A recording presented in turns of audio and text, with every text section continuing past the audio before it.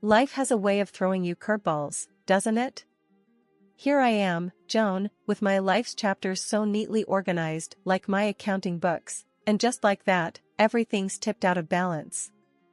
I work with numbers because they make sense to me, add and subtract, debit and credit, nothing unexpected. But no amount of reconciliation prepares you for personal loss. My second husband, George, the man who filled our lives with laughter and warmth, was gone in the blink of an eye, leaving a void no number could quantify. Now, it's just me and my memories of him, and Ellie, my bright, 20-year-old stepdaughter who's currently tackling college. My own kid, Mike, he's a different story. Pulled together, sharp in a suit, practically a mirror image of me at that age, but with the added fire of youth. He married Sarah. Oh, she's a piece of work. You can read ambition all over her face, and not necessarily the good kind. They were both over the other day. Supposed to be helping me sort through George's stuff, God knows there's enough of it, but it was turning into more of a drag than help, especially when Sarah found the jewelry set. It was a real beauty, shiny stones, intricate gold work, the sort of thing that's been in George's family for ages. Ellie's birthright, by all accounts. Sarah, she zeroed in on that set like a hawk on a field mouse. Joan, oh my God, check this out, she squealed, as she flicked her phone out and started snapping pictures. Easy there, Sarah, I called out, a bit startled by her enthusiasm. She fluttered around, barely listening to me. Can I take this with me? Can I? Now, I've never been one to shuffle words around. No, Sarah, I said, firm but calm as the day is long. That's Ellie's. It's been promised to her. The change in Sarah's demeanor was instant. Like a switch had flipped. Her face twisted up, her eyes went cold. She didn't even pretend to keep up the sweet daughter-in-law act. Really, Joan? After all we've been doing for you? Her voice was sharp, like she was trying to cut something open. I didn't budge an inch. Yeah, really, I shot back. Not raising my voice, but making damn sure she could hear me loud and clear. Ellie's his daughter. It's her family's. End of. With a huff that could have blown the house down, she turned on her heel and marched out, not even bothering to slam the door. Good riddance, I thought. Mike, he just shrugged it off, raking a hand through his hair as if he had bigger things on his mind. She'll get over it, Mom, he mumbled before following a storm of a wife out the door. I just shook my head, leaning against the cold marble counter. Is this what family comes down to? I muttered to myself. Sorting through George's things, I paused now and then to wipe my eyes. Funny how the world can shift on its axis in such a short time. I was just about to close the living room curtains when my phone rang, cutting through the quiet, just like that unexpected visitor who shows up right when you've settled in for the evening. Mike's picture flashed on the screen. My heart did a small somersault. We hadn't parted on the best of terms last we spoke, on account of Sarah and the jewelry. Hey, Mom, he started, no hellos, no how are yous. His voice was as tight as a drum, you could tell he was walking on eggshells. Sarah's pretty torn up about the whole, jewelry thing. I sighed, loud enough for him to hear. Mike, we talked about this already. That set belongs to Ellie. It's not just some trinket. He cut me off, quick as a whip. But Mom, she's really upset. She's been crying and everything. Ellie's got so much coming her way, what's one jewelry set to her? The irritation gnawed at me, hot and unyielding. Ellie has as much claim to it as Sarah has to the tears she's shedding, I said. My words were blunt, but I wasn't in the mood to sugarcoat things. Mike's voice rose, incredulous. Are you serious, Mom? We're talking about Sarah here. My wife. And I'm talking about Ellie, your stepsister. The daughter of the man who left the jewelry set behind. I fired back, the sting of disbelief thick in my voice. There was a beat of silence before Mike snapped. She could use some support too, Support's one thing, Mike, I said, my words sharp, but gifting her your sister's inheritance is something else. Tell Sarah to get her own. He wasn't going to back down. She feels like you don't care about her, about us. You're pushing your own son away. My patience was wearing thinner than an old dime. That's not fair, and you know it. If she wants jewelry, there's plenty of shops around. Mike huffed into the phone, a bitter sound. Wow, Mom, just wow. Yeah, wow, I echoed, my voice heavy with sarcasm before I could stop myself. Try putting your family first for once. That's when the line went dead, the click echoing like a door slamming in my head. I stared at the phone for a long minute before I dropped it onto the couch next to me. I was shaking, a cocktail of anger and hurt seething in my chest. I wasn't the bad guy here, was I? The house was silent around me, the weight of the confrontation heavy in the air. In that moment, I understood how greed could grab hold of someone, twist up their insides, and squeeze until they no longer recognized right from wrong. When Ellie came back home, the front door barely whispered its usual creak. Her eyes were red, telltale signs that she'd given in to the tears the way we all do when life gets too heavy. We wrapped our arms around each other, nothing needed to be said. The ache of losing George hung in the air, thick and palpable, but it was a sort of comfort having her close. Later we sat, sifting through old photos, chuckling through the wetness in our eyes as we placed memories onto the mantel, like building a little shrine to the man who'd meant the world and then some. That's when Mike and Sarah decided to barge in, no knocking, no bell. They pounded into the quiet like a clap of thunder, not caring much for the mood. Hey, we need to talk, Sarah announced, her eyes darting toward Ellie. We'll give you $4,000 for that jewelry set. Just like that, all business, like she was buying a used couch off the internet. Ellie's lips tightened, the shadow of her dad's stubbornness right there on her face. That set has been in my family for generations. It's staying in the family. And $4,000? It's worth more than that. Sarah launched right back at her, words sharp and mean. You don't need it. You probably won't even wear it. Her voice was rising, enough to shake the framed pictures. I got up, my legs stiff. I walked over to Sarah, standing closer than I usually do, mustering all the calm I had left. You'll do well to keep a civil tongue in your head. Sarah's face twisted into something ugly, her nostrils flaring. Mike stood aside, tight-lipped, looking at his shoes as if they were the most interesting things in the world. Enough, I said, my voice sounded strange in my ears, too calm. Out of my house. Now. Mike finally looked up, his eyes mean slits. So it's always Ellie, huh? No room for your son? For your daughter-in-law? His words, stupid and sharp, tried to get under my skin. I let them glance off me. Out, I said again, a steel thread in my voice, before I lose my temper. They went, Sarah slamming the door hard enough to rattle the glass in the windows, leaving Ellie and me in the freshly stirred silence. We sat back down, suddenly so tired, clinging to each other. We didn't have to talk about it, we just knew. This kind of grief, it was heavy enough without adding a side of greed and ugly words. The farewell to my husband was a somber sea of black attire and hushed voices. Neighbors, poker buddies, and partners from the firm, George's absence left a hole in the lives of many. As Ellie and I clung to each other, a steady stream of George's friends and our family offered their embraces and whispered comforts. He was a good man, they said. The best, another would agree, shaking their head. The steady cadence of condolences was almost rhythmic, apologies, tissues passed, hands held.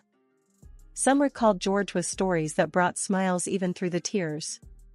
He could fix anything, a cousin recalled. Remember that barbecue when he saved the day with duct tape? That got a few watery chuckles. But in all this, there was a glaring empty space. Mike and Sarah. My own son and daughter-in-law were conspicuously absent, a silence that screamed louder than any words of comfort could soothe. Nobody mentioned it, but their absence was a specter over the whole affair. After the ceremony, weighted by the heaviness of the day, Ellie and I returned home. Our door was a mess, wood splintered all around the lock. I felt my stomach drop. I knew what they were after before we even saw the empty space in the wall where the safe used to be. "We've been robbed," Ellie said. Her eyes were wide, scared, but mad too. I was shaking, anger boiling inside me like nothing before. Went straight for the security system, pulled up the footage, and there they were, Mike and Sarah, faces clear as day. I didn't even think. Grabbed the phone and dialed his number. When he picked up, trying to sound all sleepy and innocent-like, I nearly lost it. "If you don't get those heirlooms back here within the hour, I'm ringing the police." My voice was like ice. At first, there was silence, then Sarah, never one to miss a chance to jab, snorted, "You wouldn't dare."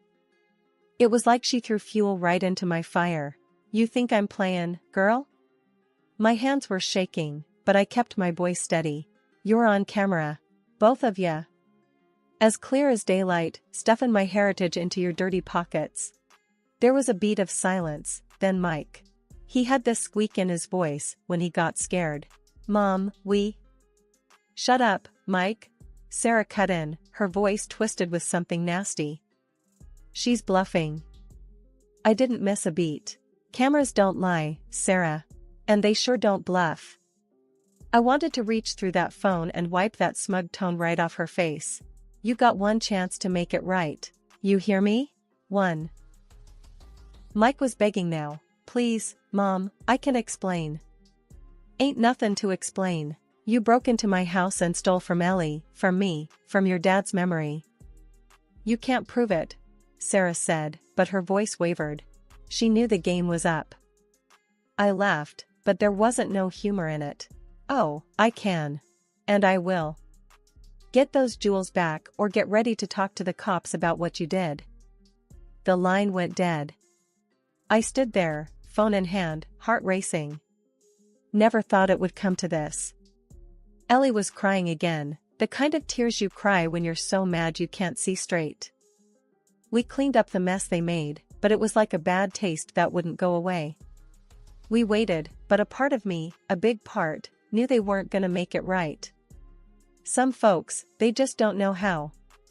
Mike stomped in the next morning like he owned the place, overnight bags under his eyes telling stories of a sleepless night. Without a hello, he chucked a bag onto the ground where it hit with a pathetic sound and slid a few inches before stopping. Its contents jingled, echoing eerily in the tense air. I bent down, my heart racing, and unzipped the bag. Inside, jewelry pieces spilled out. But something was off. The color wasn't quite right, they lacked the weight of real gold and the sparkle of true jewels. Ellie, who had been biting her lip in silent hope, let out a whimper, her hand shaking as she picked up a necklace that looked like a toy you'd win at a carnival. "What is this crap, Mike?" I spat the question out. The necklace felt cold and light in my palm. "They're the jewels, Mom," Mike mumbled, not quite meeting my eyes. I squinted down at the necklace in my hand, turning it over. It was then I noticed the clasp was too shiny, too clean for something that was supposed to be decades old. My blood went from simmer to boil in a split second. "Jewels?"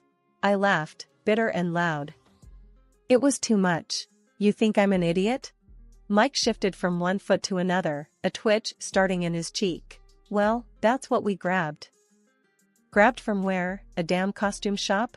I threw the necklace back into the bag. It landed with a plastic clack that said everything we needed to know. Ellie burst out, tears streaming down her face, accusations mixed with sobs. "How could you do this to us? To your own family?" I should have felt something looking at my son standing there, this broken man-child we raised. But all I felt was a cold hard anger. It was clear even the semblance of family was gone, burned up by greed and lies. "Mom, Mike started, but his words were slurred by the corner of his mouth that wouldn't stop twitching. "Save it," I found myself saying, cutting him off. The weight of the phone in my hand was suddenly the only real thing in the room. Mike's eyes darted to the phone. "Come on, you're not really gonna call the cops on your own son, are you? Watch me." The numbers on the keypad felt oddly solid under my fingertips. "This is the last straw. You don't understand. No, you don't understand. I stood firm, phone to my ear, as the dial tone buzzed, waiting for my next move. I gave you a chance to fix this mess. And look what you brought me. Cheap fakes. Mom, I swear to you, but even as Mike tried to speak, there was a shifty, desperate look in his eyes that told me he had no truth to offer. The ringing stopped, replaced by the operator's voice. 911, what is your emergency? I glanced at Ellie, her face streaked with tears, the fake jewels lying discarded between us, and back at Mike, who looked like a cornered animal. Yes, I said into the phone, my voice steady. I'd like to report a theft.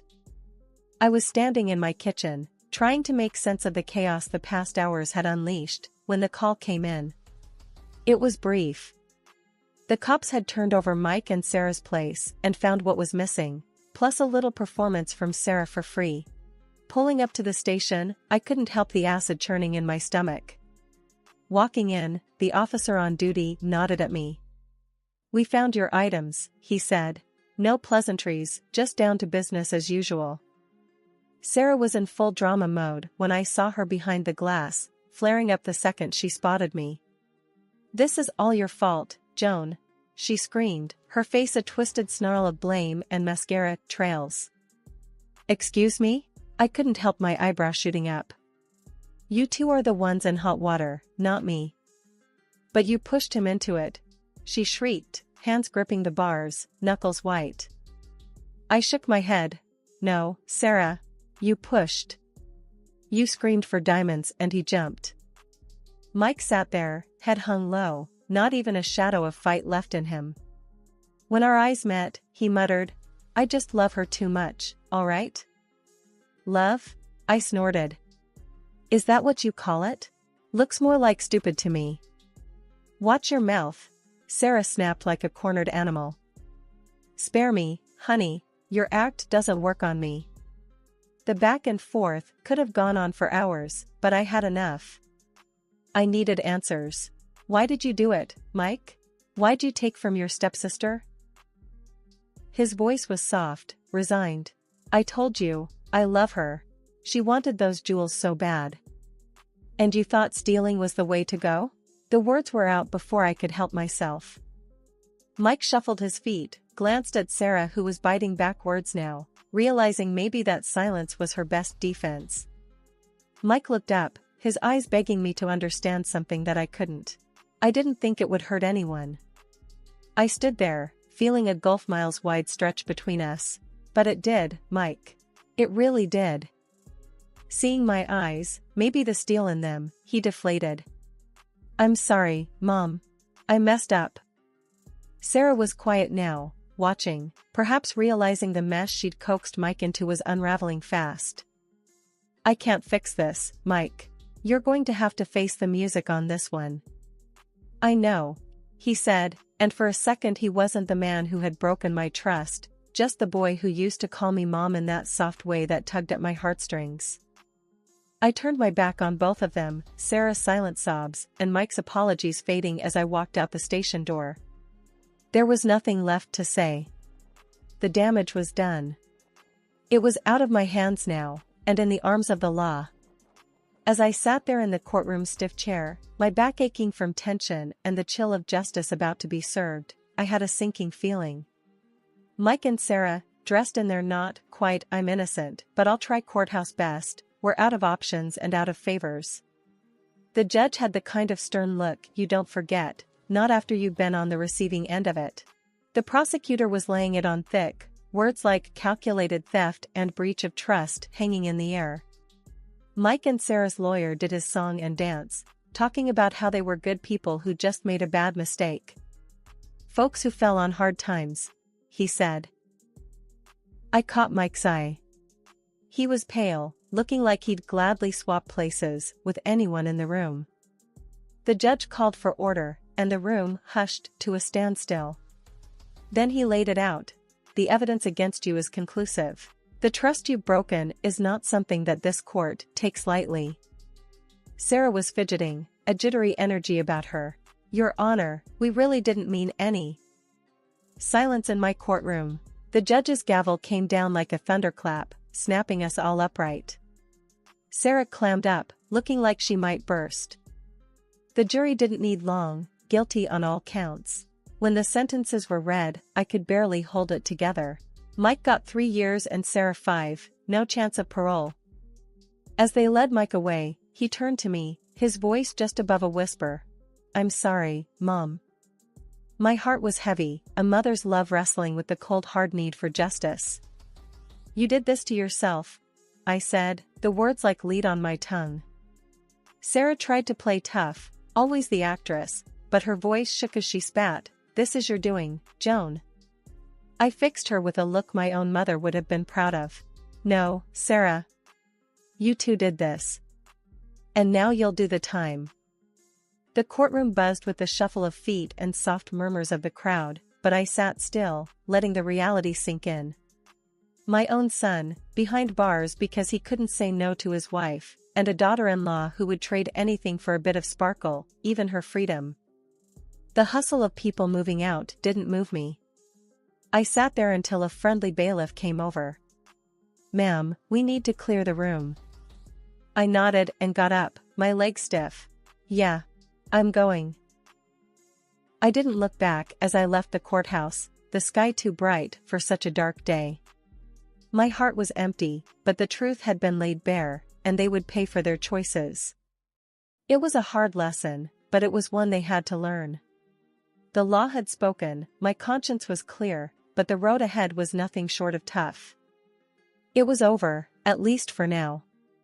The rest was up to them. All right, so I had the jewels locked up tight in the safety box, the kind down at the bank with all those hefty doors and pin codes like something out of a spy film. They're collecting dust, and Ellie, probably better off for it. Ellie was flipping through one of those gossip mags, lounging on the sofa.